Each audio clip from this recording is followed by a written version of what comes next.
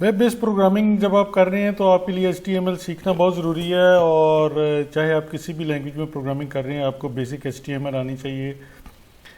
HTML एक काफ़ी vast markup language है, लेकिन इस चैप्टर में हम जो है इसके जो इंतहाई ज़रूरी टैग्स हैं जो ज़्यादातर इस्तेमाल होते हैं वो हम गो थ्रू करते हैं। और उसका तरीका ये है कि हम इधर HTTP डॉक्स में आ गए और माई ऐप में आ गए, और इसमें हम बना देते हैं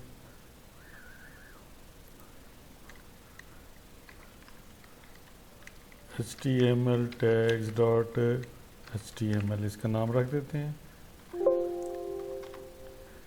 और इसको हम नोटपैड से ही एडिट कर लेते हैं, नोटपैड प्लस प्लस से। HTML डॉक्यूमेंट का या HTML पेज का एक ख़ास फॉर्मेट होता है। वो फॉर्मेट कुछ इस तरह से होता है, जो भी HTML की फ़ाइल है वो इस तरह से शुरू होती है HTML से और /HTML पे क्लोज़ हो जाती है।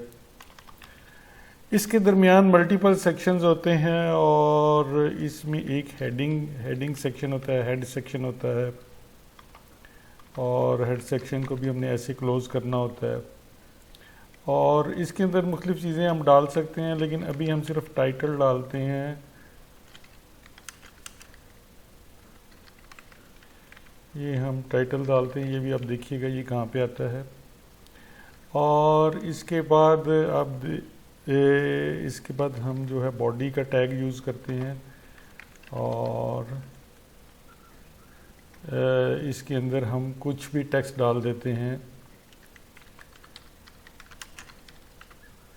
अब इस फाइल को रन करने के लिए हम ब्राउज़र को खोलेंगे, फायरफॉक्स को या गूगल क्रोम को या इंटरनेट एक्सप्लोरर को। इसमें जाके लोकल होस्ट में अपने फ़ोल्डर का नाम दे देंगे और उधर फाइल का नाम दे देंगे, और ये हमारे सामने जो हमने उसके अंदर डाला था वो डिस्प्ले हो जाएगा, जो HTML फाइल के अंदर डाला था। अगर आप इधर आके राइट क्लिक करें और व्यू पेज सोर्स करें तो आपको ये सारी HTML इधर भी नज़र आ जाएगी। मैं नोटपैड पे आके कंट्रोल और प्लस की दबा के इसको थोड़ा सा व्यू इसका बड़ा कर लेता हूँ ताकि आपको आसानी होगी टैग्स को देखने में। और मैं जो ज़रूरी टैग्स हैं उनसे शुरू करता हूँ। हेडिंग्स देने के लिए हेडिंग टैग यूज़ किया जाता है, H1 मेन हेडिंग। और फिर हेडिंग के अंदर अगर आपने पैराग्राफ बनाने हैं तो P टैग यूज़ किया जाता है।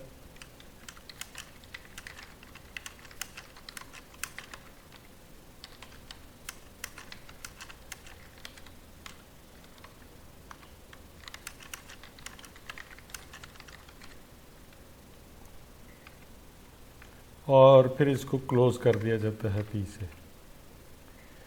अच्छा, आप इसको बेशक कैपिटल में ये यूज़ कर लें या लोअर केस में यूज़ कर लें, कोई फ़र्क नहीं पड़ता। HTML जो है वो केस सेंसिटिव नहीं है, लेकिन नॉर्मली इसको जो है लोअर केस में यूज़ किया जाता है।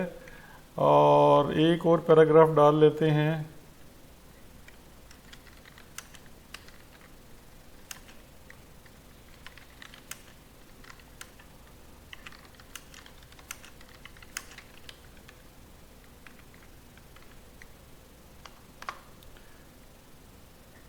और फिर इसी तरह से हम जो है इसको हम पहले सेव कर लेते हैं, और इसको सेव किया हमने और इधर आके हमने इसको रिफ़्रेश किया तो ये हमें 2 लाइंस नज़र आ गई। अब हम इसी तरह से हेडिंग के अंदर सब हेडिंग भी बना सकते हैं।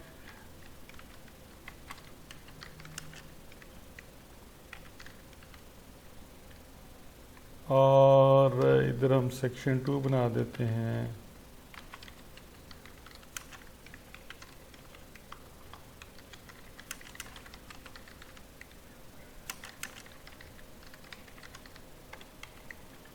इसके शुरू में हमने P/P नहीं लगाया था, वो हम लगा देते हैं। और ये हमारा सेक्शन 2 बन गया। और इसको हम रिफ़्रेश करते हैं तो ये ऐसे आ जाएगा। आप ये देख रहे हैं कि ये जो हमने टाइटल में दिया था वो इस जगह पे आ रहा है।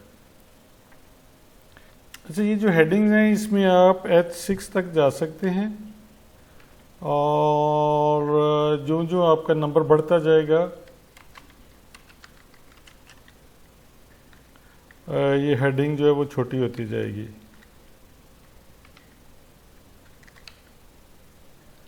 और मैं इधर आ गया और मैंने इसको रिफ़्रेश किया तो आप देख रहे हैं कि कैसे वो बड़ी हेडिंग फिर छोटी हेडिंग, इस तरह से ये हेडिंग्स आपकी आ जाती हैं।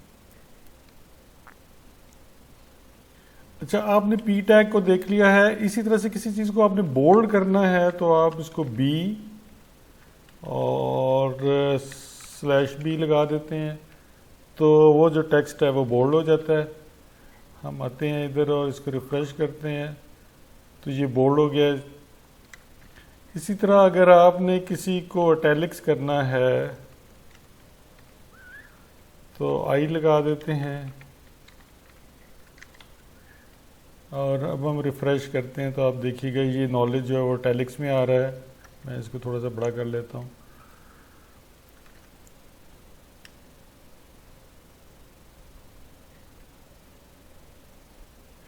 आप किसी को बोल्ड और इटैलिक्स दोनों भी कर सकते हैं। उसका तरीका ये है कि इटैलिक्स लगा लें और बाहर बोल्ड लगा दें, या पहले बोल्ड लगा दें और फिर इटैलिक्स कर लें, वो एक ही बात है।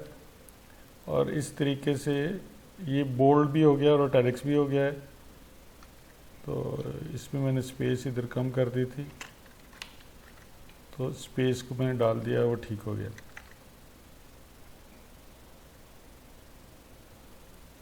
इसी तरह से हम अंडरलाइन कर लेते हैं किसी भी चीज़ को अगर हमने करना है।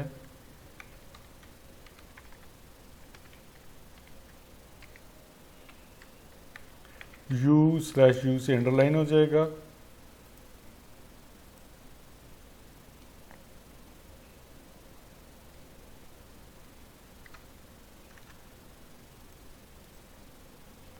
अच्छा, HTML में जो लिंक लगा होता है जिसको आप क्लिक करते हैं तो दूसरी या वेबसाइट पे चले जाते हैं, उसको एंकर टैग कहते हैं।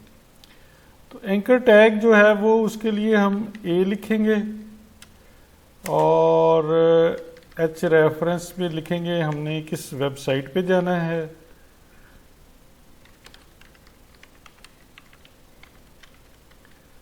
और इधर हम ये लिखेंगे जो टेक्स्ट हमें नज़र आएगी और एंकर टैग को हम क्लोज कर देंगे। अब हम इसको सेव कर देते हैं और देखते हैं कि हमें कैसे नज़र आता है। इसको हमने किया और ये हमें नज़र आ गया। इसको हम क्लिक करेंगे तो हम फेसबुक पे चले जाएंगे। इसी तरह से अगर लिस्ट ऑफ आइटम्स है हमारे पास, हमने लिस्ट बनानी है तो उसके लिए भी टैग्स हैं। उसमें दो किस्म के टैग्स हैं। एक तो ऑर्डर्ड लिस्ट है। ऑर्डर्ड लिस्ट वो होती है जो 1 2 3 4 5 6 नंबरिंग लगी होती है, और एक अनऑर्डर्ड लिस्ट होती है। तो ऑर्डर्ड लिस्ट के लिए हम पहले ऑर्डर्ड लिस्ट का टैग क्रिएट करें का सेक्शन क्रिएट करेंगे। OL/OL से ऑर्डर्ड लिस्ट का सेक्शन क्रिएट हो जाएगा और इसके अंदर जो है अब हम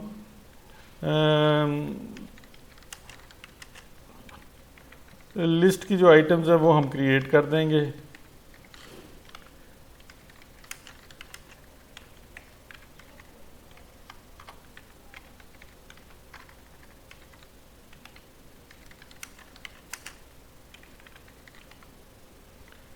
और आप देख रहे हैं कि ये हमारी जो है ये ऑर्डर लिस्ट बन गई, ये वाला इतना पोर्शन।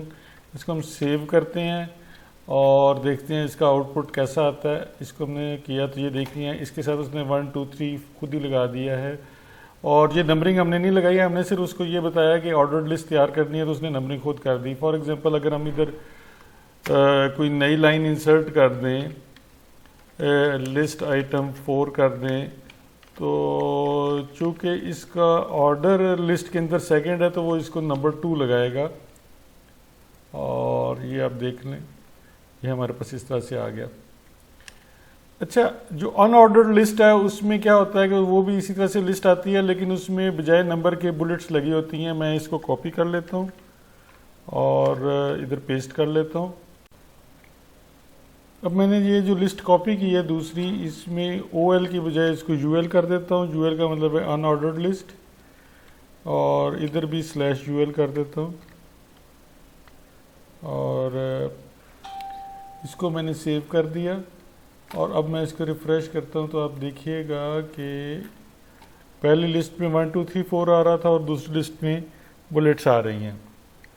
कई दफ़ा ऐसे होता है कि हमने HTML के अंदर कोई कमेंट डालना होता है जिसको हमने वेब पेज पे डिस्प्ले नहीं करना होता। कमेंट बड़ी स्टैंडर्ड सी प्रैक्टिस है प्रोग्रामर्स की, वो अपनी याद दहानी के लिए कुछ ना कुछ कोड के अंदर लिख देते हैं। तो उसके लिए हम ये लिख देंगे, इस तरीके से हमारा कमेंट डलेगा।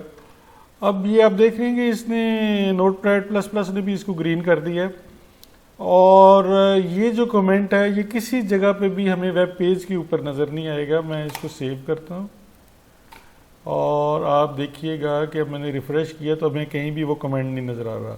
लेकिन अगर आप व्यू सोर्स करेंगे, पेज सोर्स करेंगे, तो आपको ये कमेंट उस जगह पे नज़र आ जाएगा। ये सिर्फ प्रोग्रामर की अपनी याद दहानी के लिए होता है, किसी बात की या कोई बात एक्सप्लेन करनी हो दूसरे प्रोग्रामर को, उसके लिए कमेंट यूज़ किया जाता है। अभी तक आपने जितने टैग्स यूज़ किए उनको कंटेनर टैग्स कहा जाता है, जो शुरू होते हैं और फिर क्लोज होते हैं, जैसे ये टैग्स हैं। अच्छा, कुछ नॉन कंटेनर टैग्स भी होते हैं, वो हम देख लेते हैं। BR जो है लाइन ब्रेक का जो टैग है वो नॉन कंटेनर टैग है। इससे क्या होता है कि आप नई लाइन आपने लेके आनी है किसी जगह पे, तो वो आप BR से लेके आते हैं। हम इसकी डेमो ऐसे डेमोन्स्ट्रेशन देखते हैं। इसको हम पैराग्राफ बना लेते हैं बल्कि, और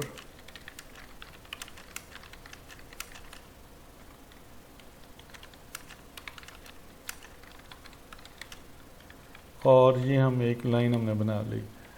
अब अगर हम इसको करते हैं, रिफ़्रेश करते हैं, तो ये हमें नई एक लाइन नज़र आ रही है। अब हम लाइन को कहीं से भी ब्रेक करना चाहें तो अगर हम इधर एंटर प्रेस कर देंगे और फिर हम इस लाइन को, फाइल को सेव करके इधर रिफ़्रेश करते हैं, तो ये हमें एक ही लाइन नज़र आएगी। वो जो हमने इधर से खुद लाइन ब्रेक की है वो नहीं नज़र आएगी।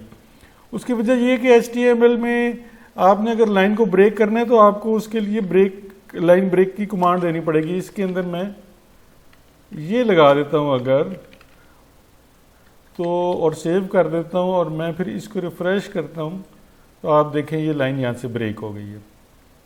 और अगर मैं एक से ज़्यादा दफ़ा लाइन ब्रेक लगाना चाहूँ तो मैं जितनी दफ़ा भी टाइप करूँगा ये लाइन ब्रेक का टैग, उतनी दफ़ा वो लाइन ब्रेक हो जाएगी।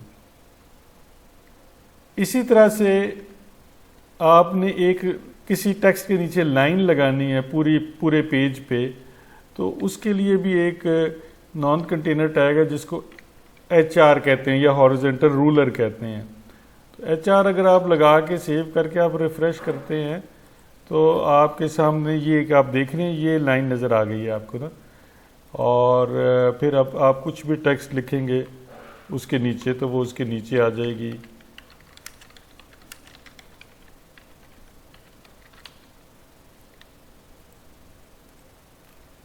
ये आपकी टेक्स्ट इधर आ गई।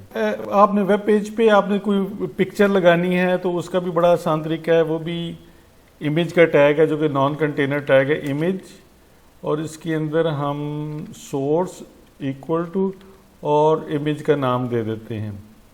तो मैंने क्या किया है कि मैंने इसके अंदर फोल्डर के अंदर masjid.jpg MyApp में ही रखी हुई है एक फ़ाइल, इसको हम डिस्प्ले करवाते हैं। तो हम क्या करेंगे, इधर लिखेंगे masjid.jpg और ये क्लोज़ कर देंगे। ये हमारी इमेज जो है वो लग गई है हमारे पेज पे। अब हम इसको सेव किया और इसको रिफ़्रेश करते हैं तो ये हमें बादशाही मस्जिद की ये जो तस्वीर है वो इधर नज़र आ जाएगी। HTML में कुछ टैग्स होते हैं जो कि सर्च इंजन्स के लिए होते हैं या किसी और प्रोग्राम के लिए होते हैं, उनको मेटा टैग्स कहा जाता है। तो मेटा टैग्स जो हैं वो सिर्फ आपकी HTML की फ़ाइल में प्रोग्रामिंग इनकी इंफॉर्मेशन रखते हैं कुछ, अदरवाइज उनसे कोई आउटपुट जनरेट नहीं होती। कमेंट वो भी कमेंट की तरह से होती है, जैसे कमेंट नज़र नहीं आता इसी तरह मेटा टैग भी नज़र नहीं आते। मेटा टैग यूजुअली जो है वो हेड सेक्शन में रखे जाते हैं, लेकिन किसी भी जगह डाला जा सकता है उनको। तो मेटा टैग इस तरह से होते हैं कि जी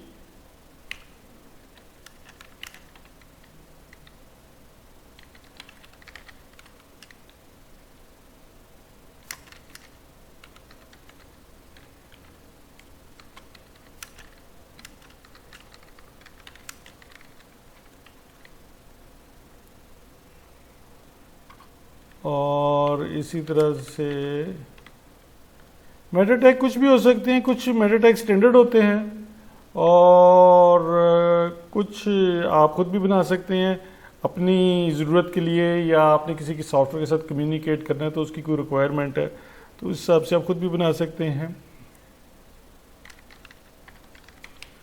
जैसे कीवर्ड्स का जो टैग है ये सर्च इंजन को बताता है कि इसको किधर, इसकी क्या ग्रुपिंग करनी है या इसको कैसे सर्च में लेके आना है।